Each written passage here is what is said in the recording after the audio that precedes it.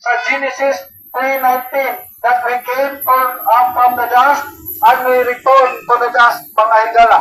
Number 2, death is sure. Ang kamatayon sigurado ngayon.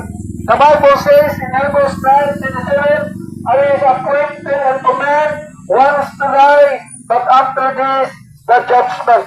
Mga higala, ang Biblia nag-ingon na kinig ikatakda na ngadto sa mga tao nga sa makausaw mamatay apay human niini ang paghukom. So dili sa number 2, mga higala, the illustration diri nga death is sure or ginulang ko diri nga ang kamatayon sigurado rin. No, kung wato tawag military o mga higala, makita na ito ang mitso nga dulay small, medium, large, dulay gamay, dulay dako-dako o dulay kinadakan. Ano mga higala, tungkol kaya ang kamatayon walay pili. Bata maka, tiguang, ulitaw, ninyo, daga, balo, dato mga Oktubre aning kalibutan ng mga higala.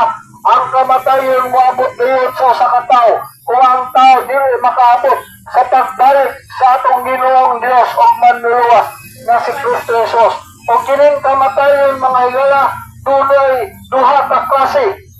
Number 1, gitawag sa physical death o lawas ko na kamatayon, mga higala, palagbulag sa lawas o sa kalag sa tao.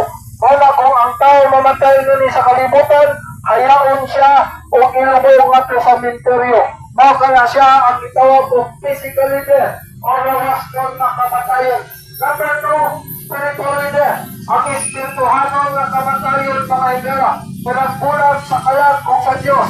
Anong magbulag ka ang kalag o ang Diyos, mga higala, ay katuloy ng mga tao na wala mito o misalik sa atong Ginoong Diyos o maduluwa na si Kristo Jesus. Kung ang ilang kalag maadto sa impyerno, o ang impyerno mo ang ikaduha ng kamatayon sa tao.